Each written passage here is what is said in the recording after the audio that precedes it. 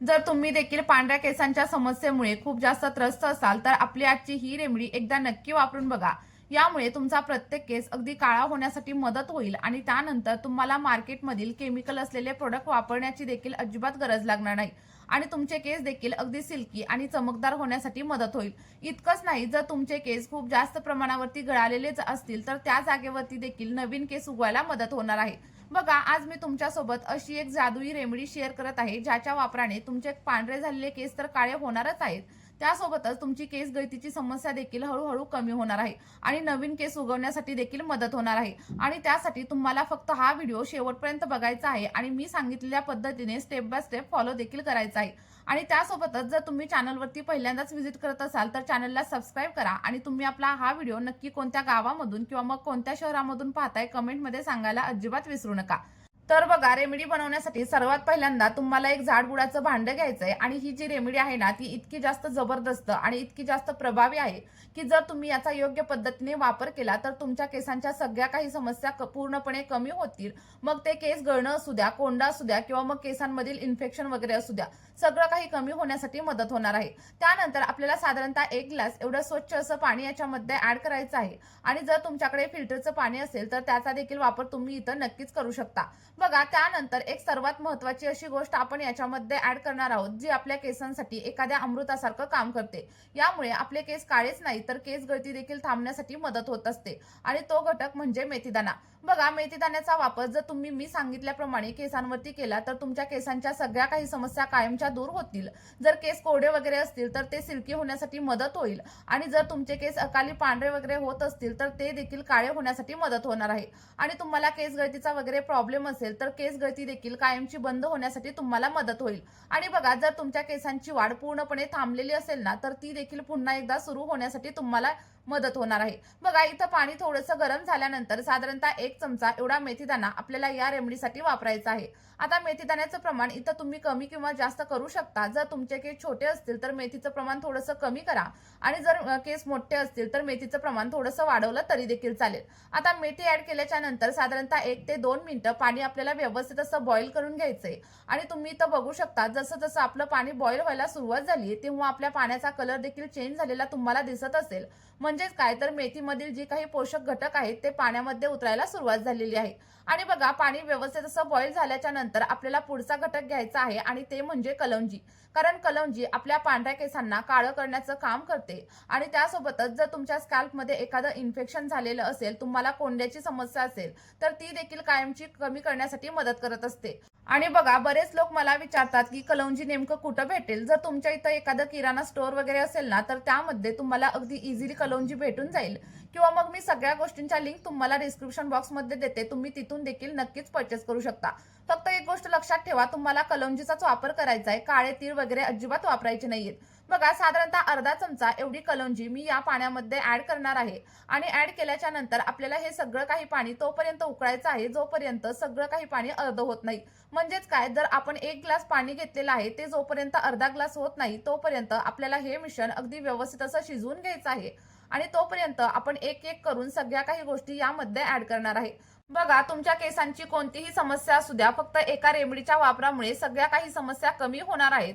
फक्त तुम्ही ही रेमेडी ज्याप्रमाणे मी सांगितलेली आहे त्याचप्रमाणे वापरली पाहिजे आणि मग तुमच्या केसांच्या सगळ्या समस्या अगदी शून्य खर्चामध्ये दूर होणार आहेत।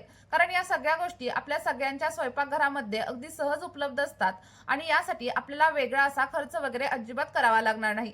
तर बघा, इथं तुम्ही बघू शकता आपल्या पाण्याला चांगली अशी उकळी आलेली आहे आणि आता हे दोन्ही घटक शिजल्याच्या नंतर आपण याच्यामध्ये पुढचा एक घटक ऍड करणार आहे आणि तो देखील आपल्या केसांसाठी खूप जास्त इफेक्टिव्ह मानला जातो। आणि जर तुमच्या टाळूवरती खूप जास्त फंगल इन्फेक्शन असेल तर तुम्ही याच्यामध्ये थोडीशी कडुलिंबाची पानं देखील नक्कीच टाकू शकता।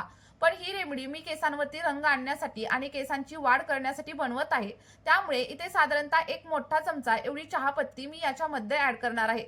कारण चहापत्ती आपल्या केसांना नैसर्गिक पद्धतीने चमकदार बनवण्यासाठी आणि सोबतच कलर करण्यासाठी खूप जास्त हेल्पफुल मानली जाते। आणि तुम्ही बघितलं असेल एखाद्या कपड्यावरती जर चहापत्तीचा डाग पडला तर तो सहजासहजी अजिबात निघत नाही आणि त्याचप्रमाणे चहापत्ती आपल्या केसांना कलर करण्याचं काम करत असते। त्यासोबतच चहापत्तीमुळे आपल्या केसांमध्ये नैसर्गिक कॅरोटीन प्रोटीन मिळण्यासाठी देखील मदत होते। बघा साधारणतः 1 चमचा एवढी चहापत्ती आपल्याला याच्यामध्ये ऍड करायची आहे आणि चहापत्तीमध्ये टॅनिन आणि कॅफीनचं प्रमाण देखील खूप जास्त असतं, ज्यामुळे आपल्या स्कॅल्पवरती जर एखादं इन्फेक्शन वगैरे झालेलं असेल किंवा मग तुमचं स्कॅल्प ऑइली वगैरे असेल ना, तर या समस्या अगदी 2 ते 3 वापरांमध्येच कमी होण्यासाठी मदत होत असते। बघा त्यासोबतच आपण आणखी एक जादुई गोष्ट यामध्ये टाकणार आहोत आणि ती म्हणजे कॉफी पावडर। कारण बघा कॉफी पावडर ही आपल्या केसांना रंग देण्यासाठी आणि त्यासोबतच आपल्या केसांवरती नैसर्गिक मॉइश्चर टिकवून ठेवण्यासाठी खूप जास्त प्रमाणात मदत करत असते। जर आपल्या केसांची चमक हरवलेली असेल, केस अगदी कोरडे झालेले असतील, निस्तेज झालेले असतील, तर ते देखील कॉफीच्या वापरामुळे पुन्हा एकदा रिपेअर होण्यासाठी मदत होते। आणि बघा कॉफी ही आपल्या त्वचेपासून ते केसांपर्यंत अनेक समस्या कमी करण्यासाठी खूप जास्त प्रमाणात हेल्प करत असते। तर आता सगळे काही घटक आपल्याला व्यवस्थित असे उकळून घ्यायचे आहेत आणि आपण घेतलेलं जे काही 1 ग्लास पाणी आहे ना, ते अर्ध होईपर्यंत आपल्याला सगळ्या काही गोष्टी व्यवस्थित अशा शिजवून घ्यायच्या आहेत। आणि त्यानंतर आपल्याला फक्त एकच गोष्ट यामध्ये टाकायची आहे, पण ती गोष्ट आपण सगळ्यात शेवटी टाकणार आहोत। कारण ती गोष्ट टाकल्यानंतर तुम्हाला हे पाणी जास्त शिजवायचं वगैरे नाहीये आणि ती गोष्ट सगळ्यात महत्त्वाची आहे, त्यामुळे तुम्ही स्किप वगैरे अजिबात करायची नाहीये। तर इथं बघू शकता आपलं सगळं काही मिश्रण अगदी व्यवस्थित असं शिजवून झालेलं आहे आणि त्यानंतर आपल्याला गॅसची फ्लेम अगदी मीडियम किंवा मग लो करून घ्यायची आहे। लक्षात ठेवा तुम्हाला हाय फ्लेमवरती कोणतीही गोष्ट शिजवायची वगैरे अजिबात नाहीये। आता बघा सगळ्यात शेवटी आपल्याला याच मिश्रणामध्ये आवळा पावडर ऍड करायची आहे आणि साधारणतः 1 चमचा एवढी आवळा पावडर आपल्याला इथं वापरायची आहे। लक्षात ठेवा तुम्हाला आवळा पावडर स्किप वगैरे अजिबात करायची नाहीये, कारण हीच आपल्या केसांवरती नैसर्गिक असा रंग देण्यासाठी मदत करणार आहे। बघा जर तुमचे केस पांढरे वगैरे झालेले असतील ना, तर तुम्हाला ही रेमेडी लोखंडाच्या भांड्यामध्ये बनवायची आहे, पण माझे केस हे पूर्णपणे काळे आहेत, त्यामुळे ही रेमेडी मी अगदी साध्या भांड्यामध्ये बनवलेली आहे। पण जसं की मी तुम्हाला सांगितलं, जर तुमचे केस पांढरे असतील तर ही रेमेडी तुम्हाला फक्त लोखंडाच्या भांड्यामध्येच बनवायची आहे, ही गोष्ट अगदी लक्षात ठेवा। आणि आवळा पावडर टाकल्याच्या नंतर हे आपल्याला जास्त शिजवायचं नाहीये, तर फक्त 1 ते 2 मिनिटांसाठी व्यवस्थित असं बॉईल करून घ्या।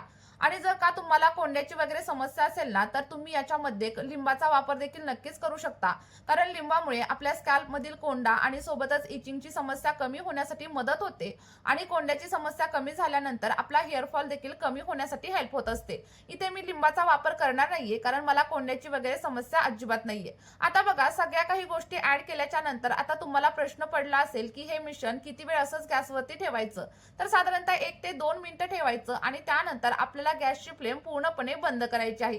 गॅसची फ्लेम बंद केल्यानंतर मिश्रण व्यवस्थित असं थंड होऊ द्या आणि जर तुम्ही हे लोखंडी भांड्यात बनवलेलं असेल तर तुम्ही त्याला 2 ते 3 तासासाठी रेस्ट करण्यासाठी देखील ठेवू शकता। आता बघा मी सगळं काही टोनर गरम असतानाच गाळून घेतेय आणि त्यानंतर हे थंड करण्यासाठी ठेवणार आहे आणि थंड झाल्यानंतर हे सगळं काही टोनर मी माझ्या केसांच्या मुळांवरती आणि सोबतच केसांच्या लेंथवरती अप्लाय करणार आहे।